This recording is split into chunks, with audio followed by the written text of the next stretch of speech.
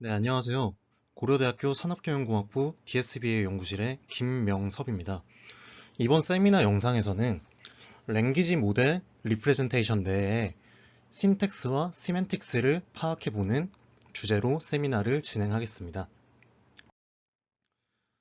이번 세미나에서는 두 편의 논문을 소개해 드릴 예정입니다. 첫 번째 논문은 Structural Probe for Finding Syntax in Word Representation이고, 두 번째 논문은 Visualizing and Measuring the Geometry of But입니다. 각각 2019년도 NAACL과 2019년도 NIPS에 발표가 된 논문입니다. 우선적으로 논문 소개에 앞서서 랭귀지 모델의 개념에 대해서 간단하게 살펴보시고 가시겠습니다. 또한 이번 세미나에서 자세하게 다루지 않는 것들은 엘모의 구조에 대한 자세한 설명은 이번 세미나에서 다루지 않습니다. 또한 버트의 구조에 대한 자세한 설명은 이번 세미나에서는 다루지 않습니다. 랭귀지 모델의 개념에 대해서 간단하게 살펴보시겠습니다. 특정 스페시픽한 태스크에 대해서 라벨이 있는 텍스트 데이터는 극히 드뭅니다. 하지만 라벨이 없는 텍스트 코포라는 상당히 많이 존재하게 되죠. 랭귀지 모델은 라벨이 없는 텍스트 코포라로부터 특정한 랭귀지 모델을 프리트레이닝을 시키고 그 이후에 라벨이 있는 특정 스페시픽 태스크에 대해서 라벨이 있는 텍스트 코포라를 이용해서 특정 태스크에 대해서 파인 튜닝을 진행을 해서 다양한 NLP의 다운스트림 태스크를 수행하고자 하는 것이 목적입니다. 랭귀지 모델의 프리트레이닝에 대해서 한번 살펴보시겠습니다. 랭귀지 모델의 프리트레이닝은 제가 지금 버트를 예시로 들었는데 토큰 임베딩이 시퀀스에 포함된 토큰 임베딩이 각각 모델에 들어가게 됩니다. 그 이후에 버트의 경우 셀프 어텐션, 만약에 이게 엘모라면 바이 LSTM을 사용을 하겠죠. 이 셀프 어텐션과 바이 LSTM은 토큰의 단일 토큰을 보는 것이 아니라 토큰의 문맥을 파악한다는 기능을 가지고 있습니다. 이 셀프 어텐션 또는 바이 LSTM 레이어를 통과를 해서 버트의 경우 피드 포워드 레이어를 거치고 결과적으로 주변 문맥을 고려한 컨텍스트 임베딩을 뽑아내게 됩니다. 추가적으로 랭귀지 모델은 단일 인코더 레이어만을 사용하는 것이 아니라 토큰 임베딩을 받아서 중간에 한번 컨텍스트 임베딩을 뽑은 다음에 그 컨텍스트 임베딩의 문맥을 다시 한번 파악해서 다시 한번 컨텍스트 임베딩을 도출하게 됩니다. 이와 같은 과정을 여러 번 반복을 해서 최종적인 컨텍스트 임베딩들을 뽑아내게 되는 것이 랭귀지 모델의 구조입니다. 이후에 프리트레이닝이 된 랭귀지 모델을 파인 튜닝하는 것에 대해 살펴보면은 컨텍스트 임베딩을 얻어서 아주 간단한 클래시파이어를 사용합니다. 대표적으로 리니어나 아니면은 간단한 작은 구조의 멀티레이어 퍼셉트론을 사용을 해서 특정한 태스크에 대한 정답과의 비교를 통해서 학습을 진행을 하게 됩니다. 그러면 만약에 아랫부분이 없다고 가정을 한다면 랭귀지 모델의 파인 튜닝은 다음과 같은 형식이 됩니다. 컨텍스트 임베딩을 이용해서 아주 간단한 클래시파이어만 이용했을에도 불구하고 아주 높은 성능으로 태스크들을 처리할 수 있다는 얘기가 됩니다. 그러면 여기서 궁금한 것이 랭귀지 모델이라는 것이 라벨이 없는 텍스트 코포라로부터 어떠한 내용들을 배우게 되는지, 그래서 요 컨텍스트 임베딩 컨텍스트 임베딩이 그래서 어떠한 정보를 포함하고 있는지를 파악하고자 하는 것이 오늘 세미나의 주제입니다. 이를 위해 첫 번째 논문을 소개해 드릴 예정입니다. 제목에서도 아실 수 있듯이 저 컨텍스트 임베딩은 신텍스 정보를 포함하고 있습니다. 논문에 대해 한번 자세히 보도록 하겠습니다. 이 논문을 이해하기 위해서는 우선적으로 디펜던시 파스 트리라는 것에 대해서 알아야 되기 때문에 간략하게 설명을 해드리겠습니다. 디펜던시 파스 트리라는 것은 만약에 다음과 같은 문장이 있다고 가정을 해보겠습니다. 착한 영희의 친구라는 문장이 있을 때 이 착한이라는 것이 과연 착한의 대상이 영희인지 아니면은 영희의 친구인지 모호하다는 문제가 발생을 합니다. 디펜던시 파스 트리는 이러한 모호함을 해결하고자 이렇게 양쪽에서 보시는 바와 같이 트리의 형태로 요 착한이라는 것의 대상이 영희인지 착한이라는 것의 대상이 영희의 친구인지를 명확하게 표현할 수 있는 데이터의 형태라고 보시면 되겠습니다. 이 디펜던시 파스 트리를 도출하는 방법에는 다양한 방법들이 있는데 그 중에 대표적으로 트랜지션 베이스드 디펜던시 파싱에 대해서 알아보도록 하겠습니다. 여기 인풋 텍스트가 있다고 가정을 하고 이 루트는 루트 노드를 찾아내기 위한 더미이기 때문에 크게 신경을 쓰지 않으셔도 될 것 같습니다. 디펜던시 파스 트리를 구성하는 단계는 첫 번째, 버퍼의 제일 앞에 있는 단어를, 버퍼는 인풋 텍스트들을 버퍼에 넣게 됩니다. 버퍼의 제일 앞에 있는 단어를 스택으로 이동하는 단계를 거칩니다. 이 과정을 쉬프트라고 부릅니다. 그 이후에 다시 이제 쉬프트를 하고 만약에 이 스택 안에 있는 토큰들이 문법 규칙이 적용이 가능하다면은 문법 규칙을 적용해서 하나의 워드만 남기는 행동인 리듀스를 수행을 한 다음에 그 리듀스의 결과로 이렇게 디펜던시가 표시가 됩니다. 이 쉬프트와 리듀스 과정을 스택에 단 하나의 워드만 남을 때까지 반복하는 방식으로 파싱을 진행하는 것이 트랜지션 베이스드 디펜던시 파싱이 되겠습니다. 그렇게 해서 최종적인 결과는 이제 북드라는 것이 루트 노드가 되고 북드에 대해서 각각 문법적으로 구조를 갖는 트리의 형태로 결과가 나오게 됩니다. 이 디펜던시 파스 트리를 조금 더 우리가 아는 그 명확한 구조의 트리로 표현을 하면 이렇게 되고요. 이 트리 안에서 페런트와 차일드까지의 거리가 1이라고 가정을 했을 때 다음과 같은 거리들을 얻을 수가 있습니다. 원본 텍스트가 I booked a flight from LA였죠. 원본 텍스트에서 I와 어는 거리가 I booked a flight니까 거리가 2입니다. booked와 flight 역시 I booked a flight니까 거리가 2라고 하겠습니다. 그런데 디펜던시 파스 트리 상에서는 두 개가 거리가 다르게 나오므로 문법 구조에 따른 거리를 용이하게 파악할 수 있다는 것이 이 데이터의 특징입니다. 또한 디펜던시 파스 트리의 특징이 하나가 더 있는데 모든 노드에 대해서 그 거리를 서로 간의 거리를 알고 있고 모든 노드에 대해서 루트로부터의 거리, 그러니까 뎁스가 되겠죠. 뎁스를 알고 있다면은 반드시 단 하나의 유니크한 구조의 트리를 만들 수가 있습니다. 네, 지금까지 정보를 가지고 논문에 대해서 살펴보도록 할 텐데 이 논문에서 제안하는 방법의 이름은 Structural Probe라고 합니다. Structural Probe의 전체적인 구조를 보면은 사실은 이 그림 한 장으로도 설명이 가능하다고 해도 과언이 아닙니다. Structural Probe에서 밝히고 싶은 것은 이제 랭귀지 모델 리프레젠테이션이 표시된 차원 내에서 특정한 리니어 트랜스포메이션을 가했더니 디펜던시 파스 트리의 구조를 보존하고 있더라.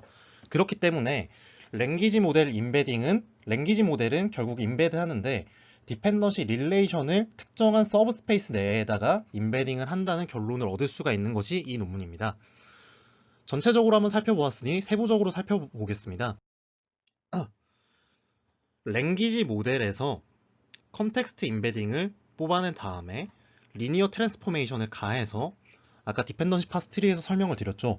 모든 노드 간의 거리와 모든 노드의 뎁스를 구해서 그것이 디펜던시 파스 트리와 유사하도록 학습을 했더니 이렇게 디펜던시 파스 트리의 구조를 보존하는 글로벌한 리니어 트랜스포메이션이 존재한다는 것이 전체적인 구조입니다. 리니어 트랜스포메이션에 대해서 조금 자세히 살펴보면은 어떠한 벡터들이 있을 때 여기에 리니어 트랜스포메이션을 가하면은 원본 벡터의 기저는 다음과 같은 것들이었죠. 요 기저를 변경하면은 각 데이터의 구조는 그대로 가져갑니다. 결국에는 원본 데이터의 각 축을 늘렸다 줄였다 하는 역할을 한다고 보시면은 기하적으로 이해하시기가 편하실 겁니다. 이제 스트럭처럴 프로브에 대해서 보시겠습니다. 이제 기호에 대해서 한번 살펴보시면은 요 W1부터 N까지 L은 시퀀스 L에 있는 워드들을 의미합니다. 요 H라는 기호는 벡터 리프레젠테이션, 시퀀스 벡터 리프레젠테이션의 시퀀스를 의미합니다. 요거는 여기 안에 있는 각 하나하나 워드에 대한 벡터 리프레젠테이션이 됩니다. 그리고 지금 A라는 것은 매트릭스인데 파지티브 세미 데퍼나이트, 그러니까 양의 준정부호 행렬이면서 대칭 행렬을 만족하는 m by m 차원의 행렬을 의미합니다.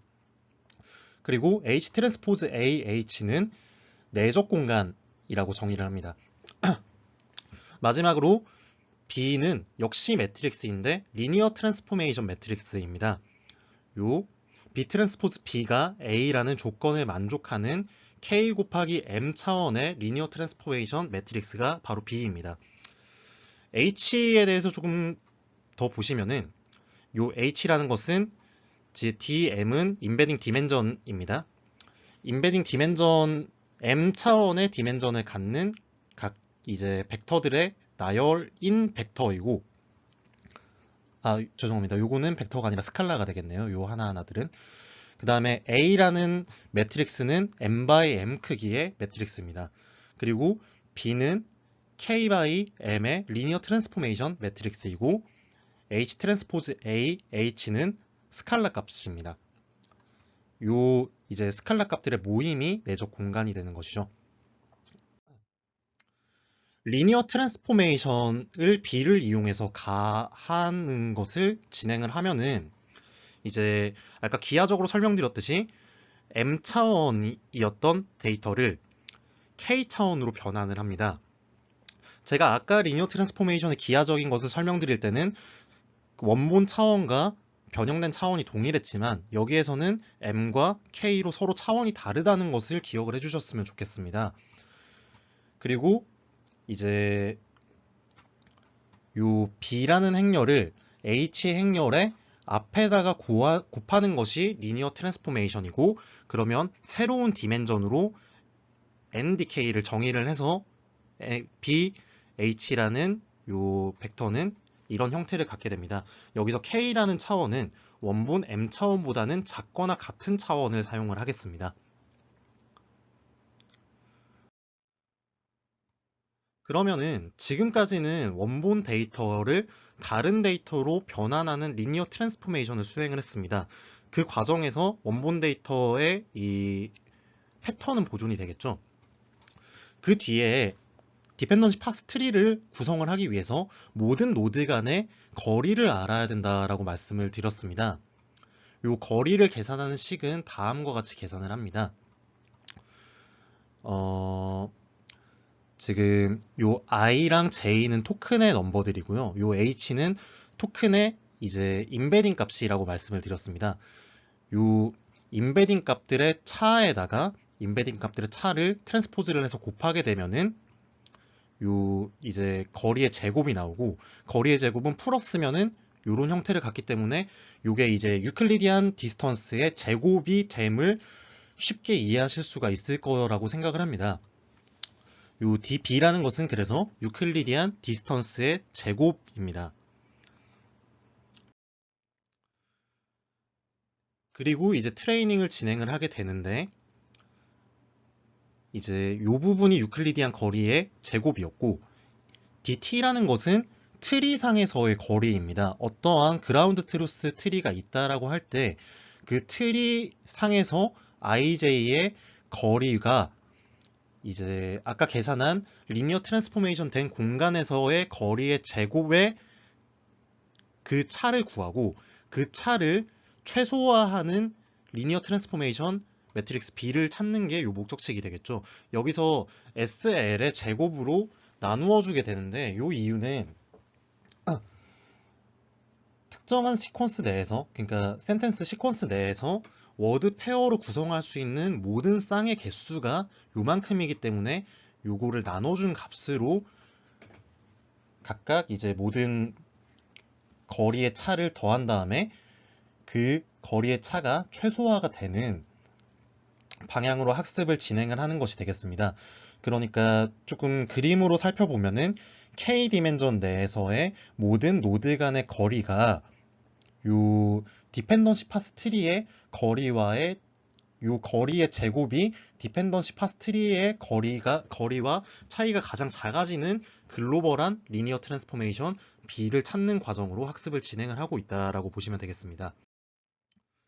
추가적으로 유니크한 트리를 구성하기 위해서는 루트 노드를 알고 루트 노드로부터 거리를 계산하면 그것이 뎁스가 되니까 뎁스를 파악할 수 있는 루트 노드를 파악을 해야 되는데 요 루트 노드를 찾는 것은 놈으로 계산을 합니다. 아까는 요 h랑 요 부분 안에 hi랑 hj의 차가 있었는데 요거를 단일 이제 워드인 i만 사용해서 똑같은 방식으로 거리를 계산하게 되면은 요 놈의 제곱은 다음과 같은 방식으로 쓸 수가 있겠죠. 그러면은 요거는 역시 트랜스포메이션 된 공간 내에서 원점과의 거리의 제곱을 의미하게 됩니다. 이것이 곧 놈이죠. 마찬가지로 학습을 진행을 해서 그 디펜던시 파스 트리의 거리를 최대한으로 보존하는 리니어 트랜스포메이션을 찾게 됩니다. 지금까지 모델 구조에 대해서 보셨고 실험 결과에 대해서 한번 보시겠습니다.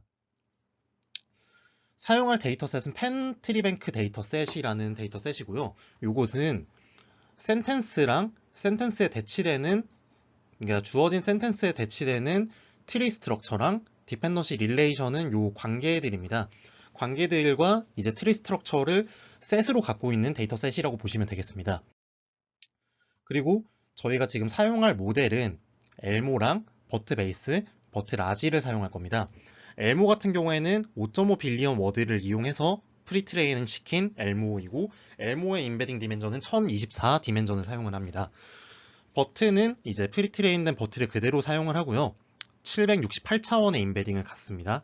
버트 라지 같은 경우도 역시 프리트레인된 모델을 사용하면서 1024차원의 인베딩 디멘전을 갖게 됩니다. 요 레프리젠테이션 모델들의 표기를 다음과 같은 형태로 사용을 할 겁니다. 랭귀지 모델 숫자 이렇게 표현을 할 텐데 랭귀지 모델 제로라는 것은 첫 번째 레이어를 거치기 전에 요 인베딩들을 의미합니다. 랭귀지 모델 1이라고 하면은 첫 번째 레이어를 통과한 뒤에 요 부분에 인베딩들을 의미하게 되고요. 그러면 K번째는 K번째 레이어를 통과한 뒤에 요 인베딩들을 의미를 하게 됩니다. 그 다음에 모델과 더불어서 베이스라인에 대해서 한번 살펴볼 텐데요. 베이스라인은 총 4가지를 사용을 합니다. 첫 번째가 리니어입니다. 토큰 인베딩을 받아서 리니어 레이어를 거친 인베딩을 사용하겠다는 겁니다. 요거는 컨텍스추얼 인포메이션을 포함하고 있지 않고요. 시퀀셜한 정보 역시 없습니다. 당연하겠죠. 요거는 그냥 리니어니까요. 그 다음에 엘모 제로입니다. 레이어를 거치지 않았기 때문에 역시 컨텍스트 인포메이션과 시퀀셜 인포메이션을 포함하지 않습니다. 다만 엘모 제로는 캐릭터 단위의 찰 CNN을 통해서 캐릭터 단위의 인베딩을 사용하기 때문에 요거는 토큰 단위의 인베딩이었고 요거는 캐릭터 단위의 인베딩이라는 것에 차이가 있습니다.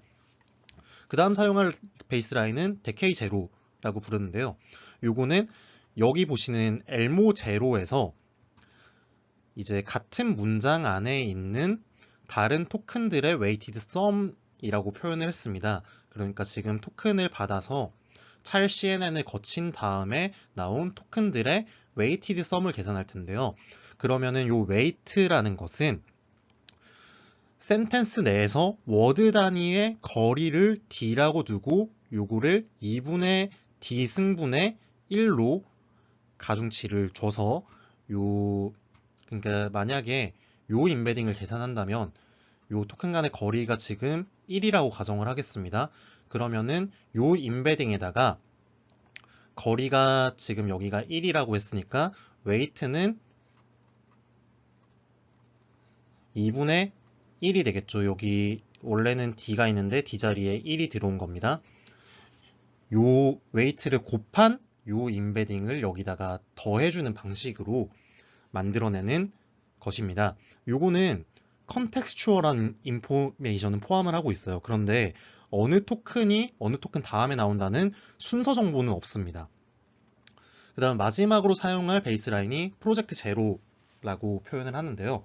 요거는 엘모 제로에다가 랜덤 이니셜라이즈드 된 by LSTM, 요거는 1024차원짜리 히든 스테이트를 갖는 by LSTM을 사용을 할 겁니다.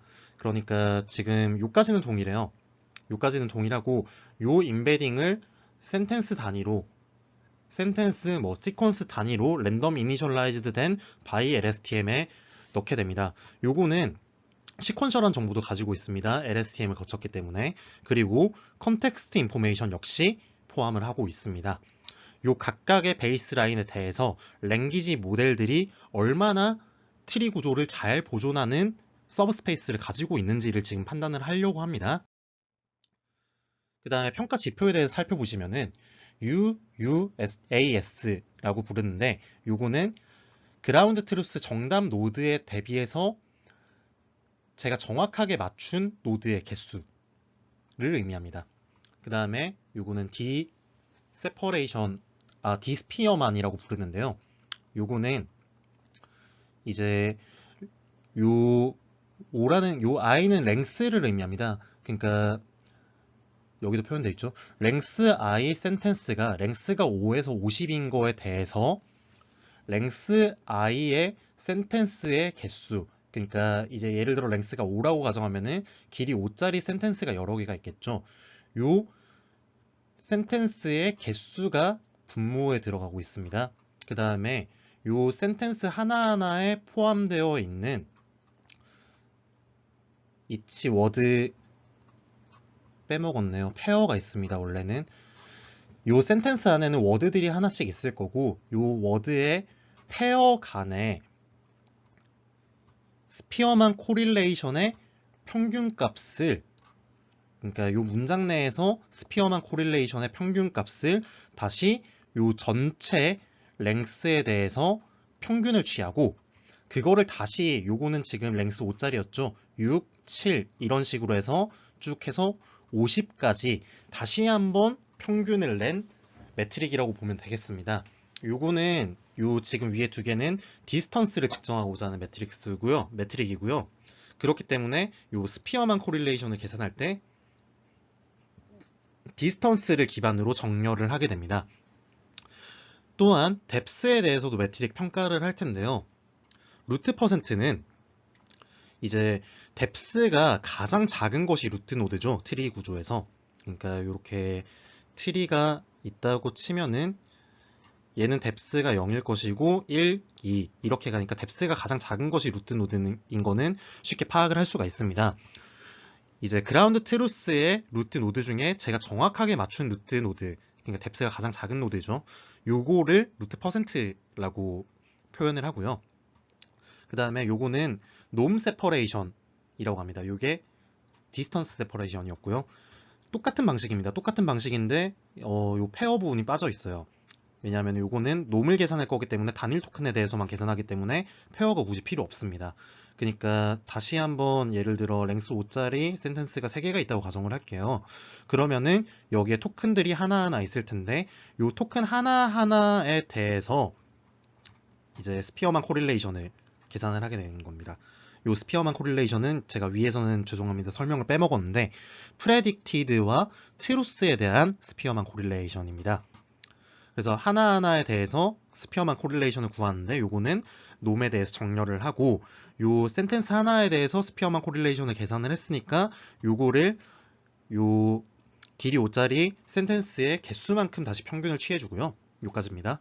그 다음에 요거를 길이가 여러 개가 있겠죠. 50까지입니다. 여기서 50까지에 대해서 다시 마크로 에버리지를 취한 매트릭이라고 보시면 되겠습니다.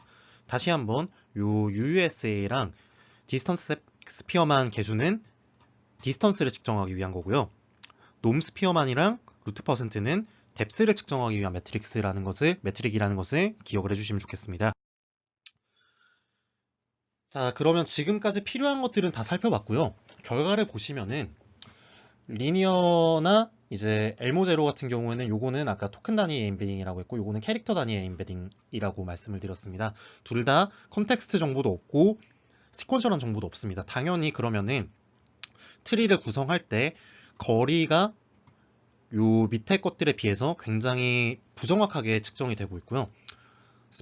디스턴스 스피어만 개수 마찬가지 굉장히 부정확하고 요거는 루트는 맞추는 비율이 2.9%밖에 안 됩니다. 근데 이제 데케이 제로 같은 경우에는 컨텍스추얼한 임베딩은 정보는 갖고 있다라고 말씀을 드렸어요. 그러니까 요거는 캐릭터 단위 플러스 콘텍스트 정보는 갖고 있는 겁니다. 성능이 조금 오른 거를 보실 수가 있죠. 그 다음에 프로젝트로 가게 되면은 캐릭터 단위의 컨텍스추얼한 임베딩도 가지고 있고 플러스 시퀀셜한 정보도 가지고 있는 게 프로젝트 제로입니다. 조금 더 성능이 오른 것을 파악하실 수가 있고요. 요까지는 랭귀지 모델이 아닙니다. 단순히 임베딩에다가 컨텍스추얼한 정보랑 시퀀셜한 정보를 포함하고 있냐 여부였죠. 이제 엘모의 첫 번째 레이어를 거치게 되면은 요거는 엘모라는 랭귀지 모델 내에서 강력하게 컨텍스추얼한 인포메이션을 포함하고 있는 건데 성능이 크게 향상된 것을 보실 수가 있습니다. 또한 엘모는 BiLSTM 기반인데 어텐션 기반의 버트로 넘어가게 되면은 성능이 훨씬 더 좋아지죠. 지금 버트 베이스의 7번째 레이어를 통과하고 나온 성능과 라지의 15번째, 16번째 레이어를 통과한 뒤에 나오고 있는 이제 임베딩들의 성능을 보시고 계신데 이제 UUAS 같은 경우에는 버트 15번째 레이어가 훨씬 높았고요. 나머지들은 16번째 레이어가 훨씬 더 높습니다. 그런데 다시 생각을 해보시면요. 버트 베이스는 아까 7번째 레이어에서 UUAS 기준의 성능이 가장 높았고 버트 라지는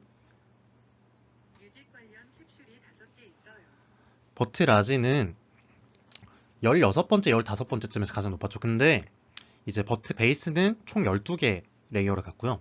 버트 라지는 총 24개 레이어를 갖습니다. 그러면은 아까 저 성능이 좋았다는 것은 사실상은 어떠한 랭귀지 모델을 통과하고 나온 임베딩들이 위치한 스페이스 내에서 특정한 리니어 트랜스포메이션을 가해서 특정한 서브 스페이스를 뽑았을 때 이게 트리 구조를 잘 보존하고 있냐를 지금 방금 실험으로 측정을 한 건데요.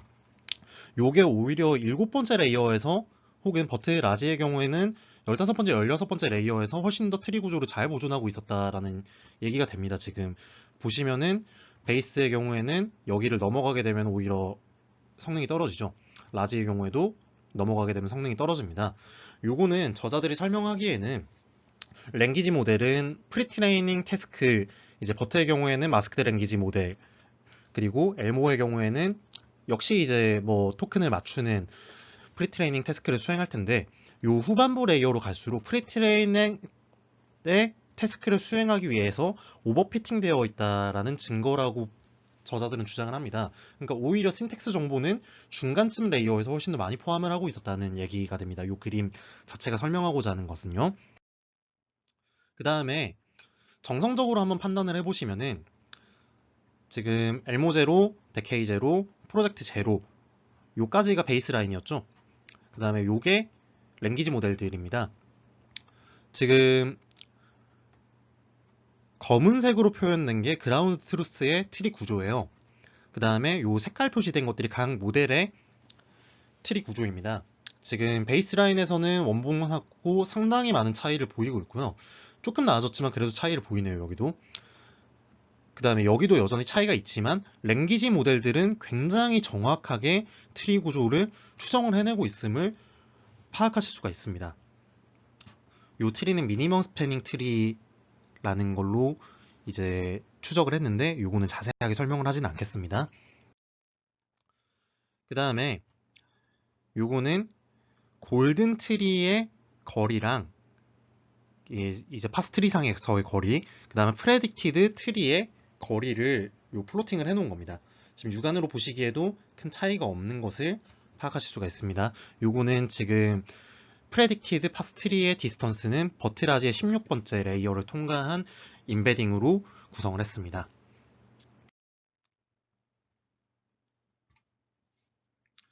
마지막으로 지금 기억이 나실지 잘 모르겠습니다. 이제 원본 리프레젠테이션을 표현하는 공간이 M 차원이라고 가정을 할게요. 그 다음에 요거를 리니어 트랜스포메이션을 가할 겁니다. 그래서 다른 차원으로 표상을 할 텐데 요거는 K 차원으로 표상을 한다고 말씀을 드렸고, 아까 K는 M이랑 M보다는 같거나 작은 값을 쓴다고 말씀을 드렸어요. 요 M이라는 것이 아까 엘모는 1024, 버트 베이스가 768차원, 그 다음에 라지가 1024차원을 쓰는데, 요거를 그러면 몇 차원까지 줄였을 때 트리 구조를 잘 보존합니까? 라는 거에 대한 답이 되는 그림입니다. 64차원쯤에서 더 이상 성능이 상승하지 않는 것을 보실 수가 있어요. 요거를 바탕으로 저자들이 주장했던 건 뭐냐면은, 랭귀지 모델이 리프레젠테이션을 뽑아내는데 요 리프레젠테이션 내에서 트리 정보를 갖고 있는 것은 서브스페이스, 64차원 정도의 서브스페이스 뿐이라는 겁니다. 그러니까 요 트리 구조를, 여기 있는 트리 구조를 표상하기 위해 사용한 차원이 64니까 풀 디멘전을 사용하진 않는다는 거죠. 그러니까 요 트리 정보 외에도 추가적인 정보가 있다는 것들을 지금 암시를 합니다. 그래서 저자들이 퓨처워크로 제안한 것들이, 아까 제가 이제 유클리디안 디스턴스의 제곱을 쓴다라고 말씀을 드렸는데, 왜 유클리디안 디스턴스의 제곱이 디펜던시 파스트리의 거리를 보존하는지는 저자들도 모르겠다라고 했어요.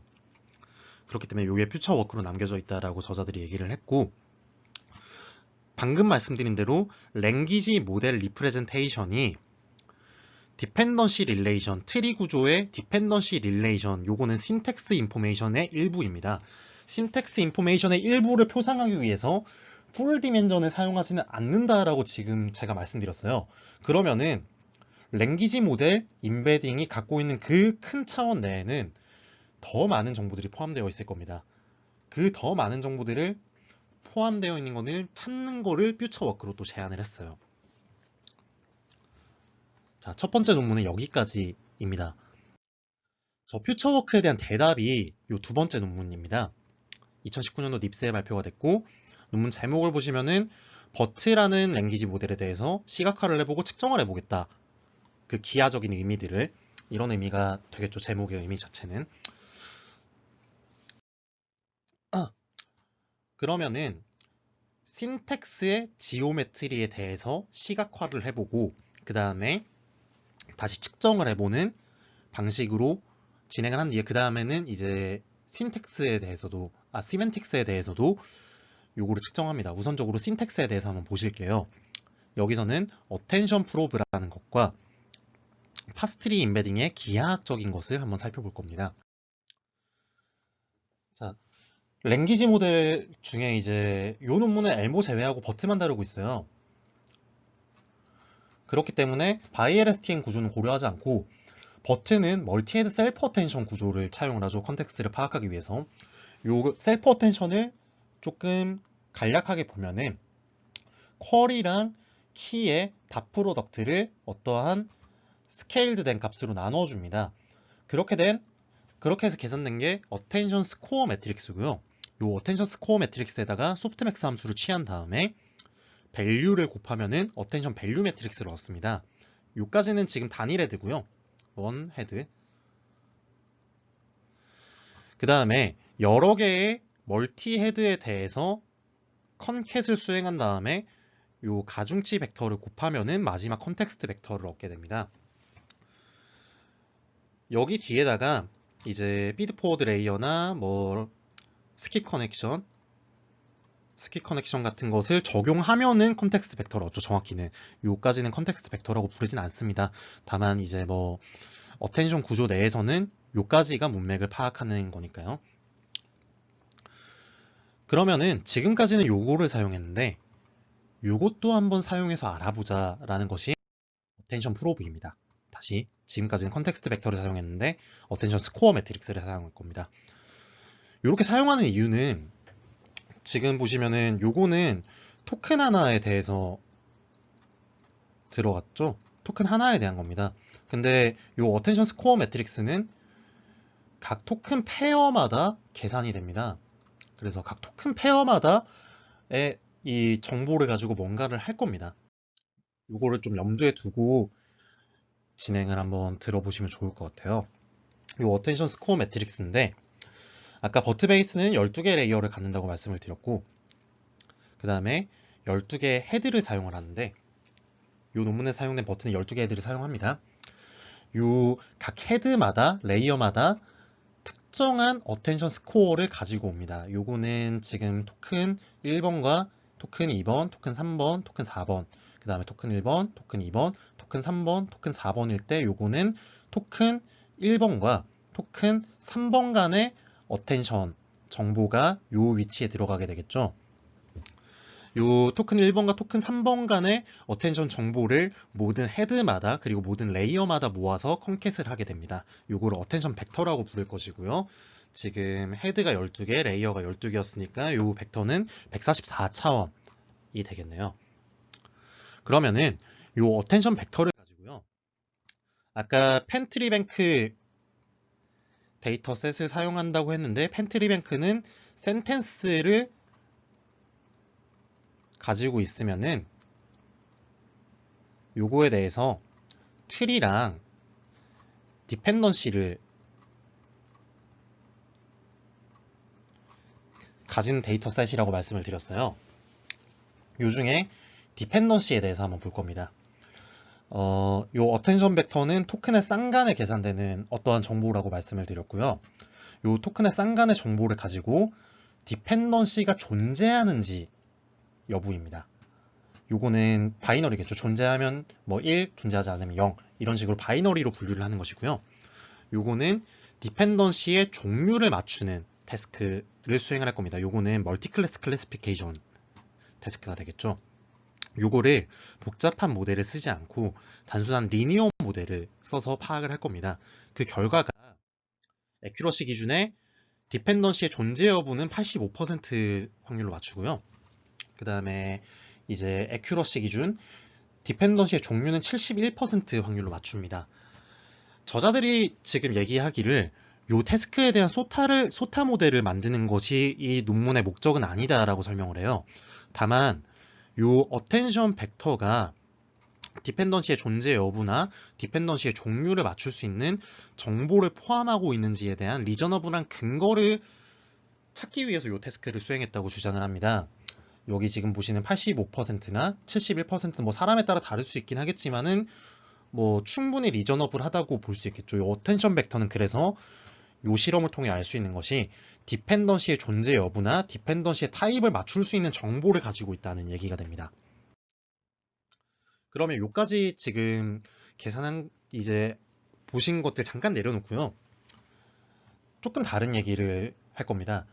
피타고리안 임베딩이란 것에 대해서 얘기를 할 텐데요.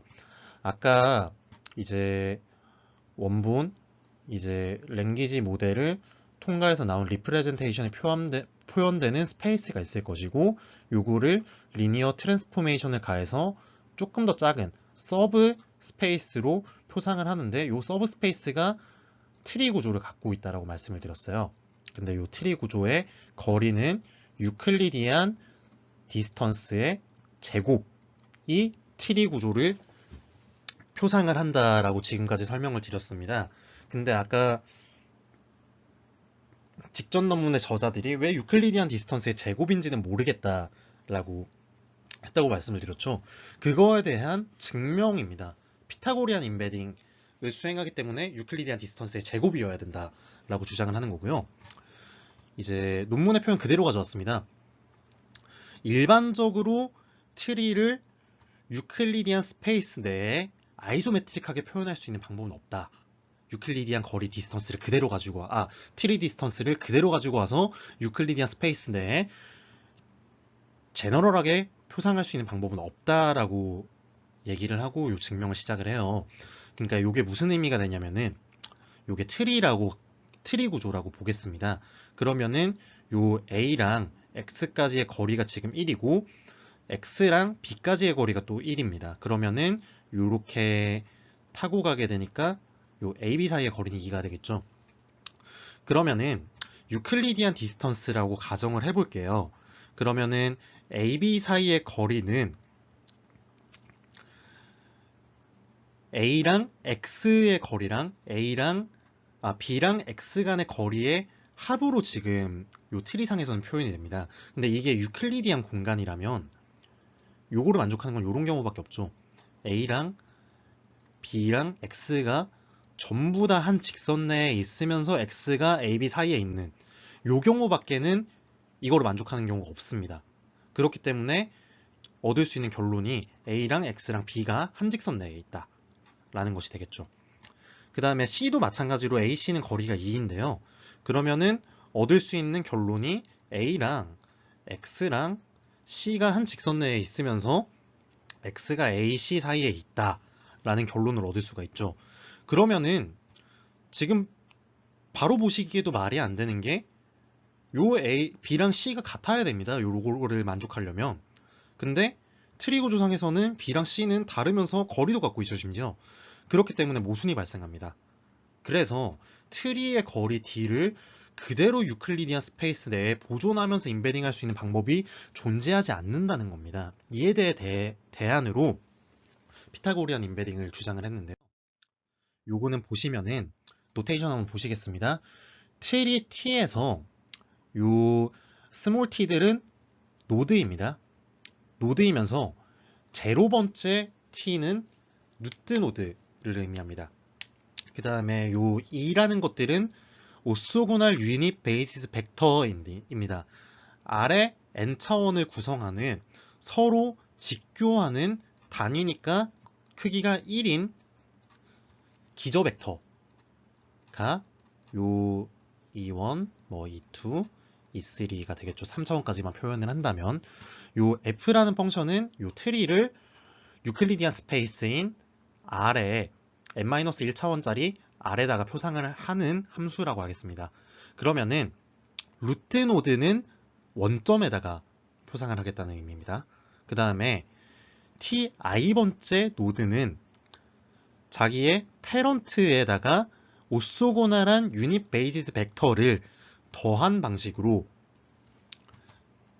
임베딩을 하는 함수가 f인 겁니다. 지금까지가. 그러면은 요 거리가 트리 내의 디스턴스를 보존하면서 유클리디안 디스턴스 내의 거리를 만족하더라 하는 것이 피타고리안 임베딩인데요. 지금까지 이 설명 들으시면 조금 이해하기가 어려우실 겁니다. 그러니까 그림으로 조금 자세하게 살펴보실게요. 원본 트리가 이렇게 있다고 할게요. 여기서 여기를 제가 임의로 원점으로 잡겠습니다. 그 다음에 A를 루트 노드로 잡을 거예요. 요게 루트 노드가 되는 겁니다. 그러면은 어떠한 F라는 함수에 대해서 루트 노드는 원점에다가 임베딩을 하겠다라고 말씀을 드렸죠. 그게 요겁니다. 그러면은 요 A가 루트니까 X는 A의 차일드가 되겠죠.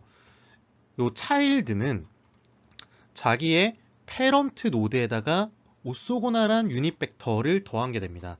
여기서는 요 유닛 벡터를 더했는데 사실상 뭐 여기로 가더라도 큰 의미는 없겠죠. 똑같습니다. 나중에 결과로 보면 똑같이 임베딩이 될 겁니다. 여기서는 원점에 대해서는 모든 벡터가 오소고날하기 때문에 요 유닛 벡터를 더해서 여기다가 임베딩을 합니다. 그 다음에 그러면은 B랑 C라는 거는 X에 대한 차일드 노드가 되겠죠. 마찬가지로 패런트 노드에다가 오소고날한 유닛 벡터를 더하고 오소고날한 유닛 벡터를 더해서 B랑 C라는 노드를 표상을 하는 함수가 지금 F인 겁니다. 그럼 이렇게 되면은 A랑 C 간의 유클리디안 디스턴스를 구하면 루트 2죠. 요거에 제곱을 하게 되면은 이 거리가 트리상의 거리랑 동일하게 임베딩이 됩니다. 마찬가지로 요것도 트리 구조라고 할게요. 요거를 루트 노드로 잡겠습니다. 그러면 여기를 제가 원점으로 볼게요. 그럼 A가 루트 노드, 얘가 B는 A에 대한 차일드 노드니까 오소고날한 유닛 벡터를 하나 더하고 C는 B에 대한 차일드니까 오소고날한 유닛 벡터를 하나 더한 다음에 마찬가지로 오소고날한 유닛 벡터를 하나 더해서 D를 표상을 하게 되면은 요 AC 간의 거리가 루트 3. 요거를 제곱하게 되면은 AC 간의 틀 이상의 거리랑 동일하게 됩니다. 마찬가지로 BD 간의 거리가 지금 틀 이상에서 2죠. 유클리디안 거리에 제곱을 하게 되면 똑같이 2가 나옵니다. 요 피타고리안 임베딩을 그러니까 유클리디안 스페이스 내에 바로 매핑할 수 있는 함수는 존재하지 않고 요 피타고리안 임베딩이라는 방법을 통해야만 매핑이 되기 때문에 유클리디안 디스턴스의 제곱이 트리 간의 거리를 보존한다는 거에 대한 이거는 수학적이고 기하학적인 증명이고요. 요거보다 큰 트리 같은 경우에 3차원의 표시가 안 되겠죠. 그래서 예시는 요 두 개를 보시는 걸로 할게요. 그러면은 기억이 나실지 모르겠으나 어텐션 프로브를 통해서 디펜던시에 대한 정보를 파악을 했습니다. 그 다음에 피타고리안 임베딩으로 이제 유클리디안 디스턴스의 제곱에 대한 당위성을 확보를 했어요. 그러면 요거를 통해서 시각화를 수행을 할 겁니다. 특정한 센텐스를 받아서 요 펜트리 뱅크 데이터의 센텐스입니다. 그러면 그라운드 트루스가 매핑되는 그라운드 트루스 트리가 존재하겠죠. 그라운드 트루스 트리에다가 피타고리안 임베딩을 해서 그라운드 트루스 트리 임베딩을 뽑아내게 됩니다. 그 다음에 요거를 버티 임베딩을 뽑아내고 스트럭처럴 프로브를 이용해서 첫 번째 논문에서 설명드린 방법이죠. 트랜스폼 된 차원 내에 트리를 찾습니다. 지금 그래서 요 트리끼리 비교를 할 거고요. 그 다음에 요거를 PCA로 차원 축소를 해서 트리 간의 구조를 시각적으로 한번 비교를 해볼 겁니다. 네, 이거를 위해서 어텐션 프로브를 했고, 그 다음에 어텐션 프로브는 조금 긴 이야기네요. 죄송합니다. 피타고리안 임베딩을 설명을 드렸던 거예요. 그러면 지금 보시는 그림은요, 시각적으로 한번 트리를 비교해 본 겁니다. 왼쪽이 그라운드 트루스 파스 트리고요, 오른쪽이 차원 축소된 컨텍스트 임베딩의 트리입니다. 요 색깔은 실제 파스 트리상의 거리랑 요 프로젝션된 트리상의 거리가 얼마나 차이가 나는지를 비율로 표시를 한 겁니다. 지금 육안으로 보기에도 트리 구조가 굉장히 유사한 거를 알 수가 있죠. 근데 거리는 실제로 측정을 해보니까 차이가 조금씩 나는 걸로 보입니다. 지금 거리가 완벽하게 매칭이 된 게 이제 회색 정도로 표시가 될 텐데 그런 거는 많이 보이진 않죠. 회색에서 한 노란색쯤으로 표시가 되겠네요. 그런 것들은 지금 많이 보이진 않습니다. 요 우측은 조금 더 복잡한데 역시나 트리 구조는 뭐 어느 정도 보존을 하고 있는 걸로 보입니다. 요 새드를 루트로 잡았을 때요. 근데 그러니까 새드를 루트로 잡았을 때 요게 요 부분이 되는 거고 나머지 요 큰 부분이 왼쪽에 트리가 되는 거겠죠. 육안으로 봤을 때 유사한 거를 알 수가 있는데 요 거리는 지금 여기도 차이가 나는 걸로 보입니다. 그러면은 궁금한 것이 이제 저 거리 차이가 나는 것이 단순히 노이즈인지 아니면 뭔가 패턴이 있는지를 파악하고 싶어요. 요 거리 차이가 비율로 계산했으니까 1이 나오면 가장 정확하겠죠. 근데 이제 펜트리뱅크 데이터셋에 디펜던시의 타입이 있다고 말씀을 드렸는데 제가 어떤 타입이 있는지는 말씀을 안 드렸을 거예요. 지금 표시된 요런 타입들이 있습니다. 뭐 이런 타입들이요. 그 타입별로 평균 디스턴스를 계산을 해봤더니 어떠한 디펜던시는 거리가 굉장히 멀게 나오고요. 어떠한 디펜던시는 거리가 작게 나오더라 하는 것을 알 수가 있습니다. 이 거리 정보는 이제 어텐션 프로브를 통해서 뭐 이제 그 스트럭처럴한 구조가 요 정보를 포함하고 있다는 것을 알 수 있었죠. 그래서 이것도 논문의 표현을 그대로 가지고 왔는데 버트의 신택스 그러니까 구문적인 표현은 우리가 아는 전통적인 그래마 이상의 뭔가를 정량적으로 포함을 하고 있을 것이다 라고 요 그림을 가지고 저자들이 주장을 했습니다. 그러니까 우리가 전통적으로 아는 문법적 구조 외에 버트가 표상하는 다른 구조들이 있을 것이다. 근데 그 구조들이 어떻게 통합이 되다 보니까 이런 거리의 패턴을 나타내게 됐다 라고 저자들이 주장을 하고 있는 겁니다. 지금까지 신텍스에 대해서 살펴보셨고요. 이제 시멘틱스에 대해서 살펴보실 겁니다. 시멘틱스의 대표적인 게 이제 워드 센스, 단어의 의미인데요. 요거를 시각화를 해보고 다시 측정을 지오메트리한 관점에서 해볼 겁니다. 여기서는 워드 센스를 시각화를 해보고요. 그 다음에 이가 빠졌네요. 워드 센스 디스앰비규에이션이라는 태스크에 대해서 측정을 해보고 그 다음에 컨텍스트에 대해서 임베딩 거리에 대해서 한번 알아볼 겁니다. 비주얼라이제이션 오브 워드 센스라는 거는 다음과 같은 절차로 할 겁니다. 특정한 센텐스를 넣어서 버트 K번째 임베딩을 뽑아낼 거고요. 요거를 UMap이라는 차원 축소 기법을 통해서 시각화를 할 겁니다. 지금 요거는 저자들이 직접 구현을 해서 그림을 찍어 놓은 거고, 요 이제 위에 보시는 여기 링크를 타고 가시면은 요거를 마음대로 키워드를 넣을 수 있는 사이트가 있어요. 이게 지금 어떤 의미냐면요. 다이라는 단어를 포함하고 있는 1000개의 서로 다른 문장을 넣어서 각각의 임베딩이 어떻게 표현되는지를 지금 시각화를 해놓은 겁니다. 그러면 조금 이제 재밌게 보실 부분이, 요 다이는 영어가 아니에요. 저도 뜻은 잘 모르겠습니다. 독일어의 다이가 여기에 클러스터를 형성하면서 찍히고요. 그 다음에 요거는 주사위입니다. 주사위에 해당되는 거는 이렇게 매핑이 되고, 요거는 우리가 아는 그 죽다 할 때 다이입니다. 죽다 할 때 다이인데도 요 클러스터 내에서도 오른쪽으로 갈수록 많은 사람이 죽은 요 문장에서 나온 임베딩이고요. 왼쪽으로 갈수록 적은 사람이 죽은 문장에서 나온 임베딩입니다.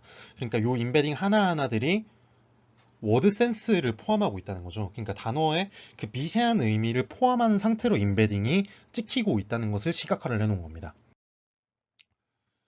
요거를 가지고 저거는 시각화고 좀 수치적으로 한번 찾아보기 위해서 워드 센스 디스앰비규에이션이라는 태스크를 한번 수행을 해볼 건데요. 워드 센스 디스앰비규에이션에 사용하는 데이터셋은 다음과 같은 형태를 가집니다. 어떠한 센텐스에 있는 단어 하나하나마다 올 토큰입니다. 저는 편의상 지금 어카운트라는 토큰 하나만 봤는데, 올 토큰에 대해서 요 모든 센스들을, 그러니까 첫 번째 어카운트는 뭐 설명이고요. 두 번째 어카운트는 이유고, 세 번째 어카운트는 우리가 아는 그 계좌, 네 번째 어카운트는 평가다 하는 서로 다른 모든 뜻들을 표현을 해놓은 데이터셋입니다. 문장에 대해서. 요거를 페어로 갖고 있는 셋이에요. 그러면은 Nearest Neighbor Classification으로 Word Sense Disambiguation 태스크를 수행을 할 건데, 지금 제가 그림을 그려놓은 거는 워드 센스 첫 번째에 대해서, 그러니까 저 데이터셋을 가지고 우리는 워드 센스를 갖고 있는 문장을 다 알고 있는 거죠. 그러니까 여러 가지 센스가 있을 텐데 워드 센스 중에 첫 번째에 대한 임베딩들을 버트를 통과한 거를 찍을 겁니다. 그 다음 두 번째 센스를 갖고 있는 문장에 있는 토큰들의 임베딩을 일일이 다 찍어 볼 거예요. 그 다음에 그 토큰들을 모두 다 포함하고 있는 이제 외접원에다가 그 중심점들을, 센트로이드를 표시를 할 겁니다. 그 다음에 새로운 데이터가 주어지면은 그게 어디랑 센트로이드가 가깝냐, 어느 센트로이드랑 가깝냐로, 지금 여기 보시기에는 워드센스 1번이랑 더 가깝죠. 요거랑 비교를 했을 때 그러면은 얘는 워드센스 1번이다 라고 클래시피케이션을 수행하는 방식으로 진행을 할 겁니다. 여기서 추가적으로 저 태스크를 그냥 나이브하게도 수행을 할 건데요. 스트럭처럴 프로브 첫 번째 논문에 수행했던 방법입니다. 요거를 워드 센스 디스앰비규에이션에 대해서도 그대로 수행을 해서 한번 이제 서브 스페이스를 찾아볼 겁니다. 요 지금 미니마이즈한 제약식이 워드 센스 같은 same 센스 내에서 시밀러리티의 평균, 코사인 시밀러리티의 평균과 다른 센스들에서 코사인 시밀러리티 평균을 뺐을 때 그거를 가장 크게 하는, 죄송합니다. 가장 작게네요. 가장 작게 하는 방식으로 학습을 진행할 텐데, 이게 의미하는 바가 같은 센스를 가진 애들끼리는 근처로 임베딩을 해달라. 그리고 다른 센스를 가진 애들끼리는 서로 멀리 임베딩을 해달라라는 제약 조건 내에서 학습을 진행하고 있는 겁니다. 이런 방식으로 스트럭처럴 프로브를 수행을 할 겁니다. 결과를 보시면요. 요 이제 사용한 데이터셋이 셈코라는 데이터입니다. 그 다음에 요 2017년도 논문인데요. 여기서 최고 성능을 달성한 방법이 요거고요. 베이스라인으로 사용한 게 요 방법이었어요. 요 베이스라인을 여기 그대로 갖고 왔을 때 나이브하게 버트나 엘모에서 KNN 클래시피케이션, K 니어리스트 클래시피케이션을 수행을 했을 때도 기존의 소타를 넘었고요. 여기 소타를 넘은 것을 확인하실 수가 있죠. 그 다음에 프로브를 진행했더니 성능이 더 오르더라 해서 랭귀지 모델의 임베딩 자체가 워드 센스를 구별할 수 있는 정보를 포함하고 있는 것을 실험적으로 보여줬습니다. 그 다음에 추가적으로 아까 스트럭처럴 프로브에서도 원본 디멘전 차원이 M 차원이고 요거를 서브 스페이스 K 차원으로 갈 건데요. 요 K 차원을 변화해 가면서 어느 수준에서 이제 가장 많은 정보를 포함하고 있는지를 파악을 했었어요. 요 K가 아까 논문에 썼던 K가 여기서의 M이라고 보시면 되겠습니다. 이 M이 아니라요. 그러면은 이제 차원을 늘리면 늘릴수록 성능이 상승을 하다가 512차원 이상에서는 뭐 사실은 요쯤에서는 성능의 변화가 거의 없다고 봐도 무방하겠죠. 그러니까 실제로 요 정도면은 워드 센스를 파악할 수 있는 정보를 서브 스페이스 내에서 충분히 임베딩을 하고 있는 것이고요. 요 이제 그 프로브의 차원이 증가할수록 성능이 향상된다는 게 요 서브 스페이스의 크기가 커지면 커질수록 성능이 향상된다는 거죠. 그러니까 워드 센스를 구별하기 위한 최소한의 서브 스페이스의 차원이 있다라는 것을 마찬가지 이제 실험적으로 보인 게 되겠습니다. 그리고 요거는 프로브를 학습을 시키지 않고 랜덤으로 프로브를 찍은 거예요. 그것 대비는 전부 다 성능이 높습니다. 그렇기 때문에 프로브를 진행하는 것이 워드 센스를 구별하는데 도움이 되며 그 프로브를 진행하는 것이 도움이 된다는 말은 바꿔 말하면 요 서브 스페이스가 존재한다는 의미가 되겠죠. 요 서브 스페이스가 존재한다는 증거라고 저자들이 얘기를 했습니다. 그 다음에 요 그림은 지금 디멘전을 키우는 거의 색깔을 이렇게 표현을 했고요. 그러니까 이제 아까 보신 대로 디멘전은 뭐 어느 정도를 넘어가면은 그러니까 보라색에 가까울수록 디멘전이 커지는 거죠. 어느 정도를 넘어가면은 크게 변화의 경향이 없는데 요거는 레이어입니다. 버트 몇 번째 레이어를 거쳤을 때 요 이제 클래시피케이션 애큐러시가 가장 높으냐 했더니 오히려 낮은 레이어에서 더 높더라 하는 거를 지금 표현해 놓은 겁니다. 그러니까 지금 저자들이 주장하는 것은 워드 센스라는 정보는 오히려 랭귀지 모델 하에서 버트라고 할게요. 버트 내에서 하위 레이어에 오히려 많은 정보를 가지고 있더라는 그 증거가 되는 그림입니다. 그러니까 아까 신텍스는 중간 정보 레이어에 저장이 돼 있었죠. 근데 시멘틱 정보는 하위 레이어에 저장이 되어 있다라는 거에 대한 증거 자료가 됩니다. 자, 그다음에 마지막으로 문맥에 대해서 임베딩 거리가 어떻게 변화하는지를 한번 파악을 해볼 건데요.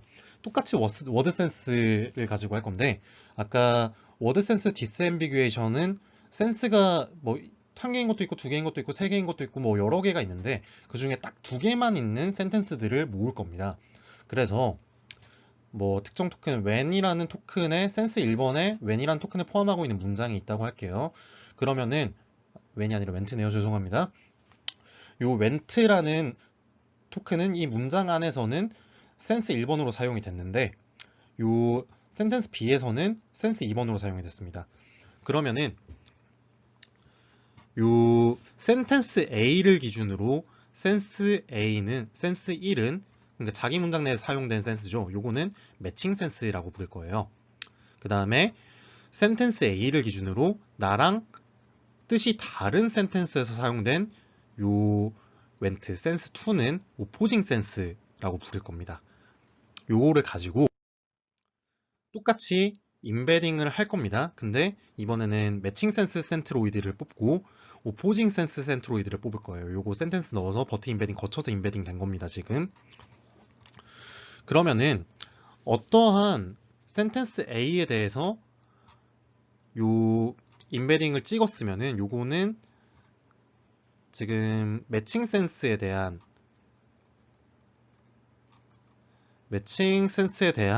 임베딩인데요.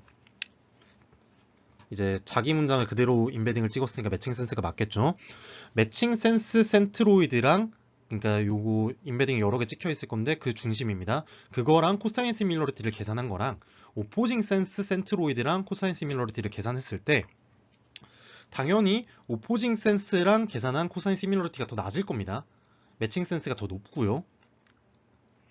그래서 요 인디비주얼 시밀러리티 레이시오라는 것은 1보다 클 것이다 라고 저자들이 가정을 했습니다. 근데 여기다가 센텐스 B를 더해서 AND라는 토큰으로 연결을 해서 하게 되면은 어텐션이라는 것 특성상 원래는 뭐 토큰이 여기 있었으면은 요까지만 어텐션 정보를 받을 텐데, 요까지가 센텐스 A라고 할게요. 센텐스 A로 하면은 셀프 어텐션 특성상 요까지만 토큰을 받을 텐데, 지금 요거를 붙여놓은 거는 센텐스 A가 여기까지 있고 그 다음에 센텐스 B가 여기까지 있다고 할 때 여기 있는 정보들도 전부 다 반영을 해서 어텐션을 하겠다는 겁니다. 당연히 센텐스 B 안에는 여기에 어텐션을 받을 토큰이 아까는 웬트를 예시로 들었기 때문에 똑같이 쓸게요. 웬트가 동일하게 존재할 겁니다. 그럼 요 의미가 다른 어텐션을 받기 때문에 여기에 임베딩 됐던 게 요 문장을 결합하는 순간 조금 더 오포징 센스 쪽으로 이동을 할 것이다. 그렇기 때문에 여전히 오포징 센스 시밀러리티가 더 작아서 요 값은 1보다 크지만 요거를 컨캐터네이티드 시밀러리티 레이시오라고 불러요. 요거는 이제 인디펜던트보다는 작을 것이다가 저자들의 주장입니다. 그걸 그림으로 보실게요. 인디펜던트가 아니라 인디비주얼이네요. 죄송합니다. 정정하겠습니다. 레이어를 거치더라도 모든 레이어에 대해서 디스턴스 레이시오는 인디비주얼이 높죠. 그 다음에 1보다 큰 값을 유지합니다. 둘 다. 그렇기 때문에 저자들의 가정이 맞았다는 것을 실험적으로 보이고, 그렇기 때문에 어떠한 센텐스 두 개를 연결했을 때 다른 의미의 시멘틱 바운더리가, 그러니까 의미적인 바운더리는 여기서 끝이죠 사실은. 근데 의미적 바운더리를 넘어서 요게 어텐션에 영향을 주더라 라는 것을 저자들이 찾아낸 겁니다. 요거는. 네, 요까지가 논문이었고요. 그래서 결론은요. 랭귀지 모델 리프레젠테이션 내에 신텍스랑 시멘틱 정보를 각각 표현하고 있는 서브 스페이스가 존재한다는 겁니다. 이 두 논문을 통해서 내릴 수 있는 결론이요. 이제 원본 논문에서는 심지어는 요 신테틱 정보를 포함하고 있는 것과 시멘틱 정보를 포함하고 있는 서브 스페이스가 서로 독립이라는 것까지 보이는데 그 부분은 제가 세미나에서 다루지는 않았습니다. 하지만 뭐 어쨌든 이 정보를 포함하고 있는 서브 스페이스가 존재한다라는 것이 결론이 되고요.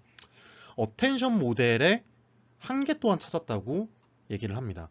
어텐션 모델의 한계가 뭐냐면요. 아까 직전에 말씀드린 것처럼 의미적인 경계를 무시합니다. 그러고 모든 이웃한 토큰들의 의미를 흡수한다라는 어텐션 모델의 한계를 찾아냈다라고 저자들이 얘기를 합니다. 네, 제가 준비한 발표는 여기까지고요. 들어주셔서 대단히 감사합니다.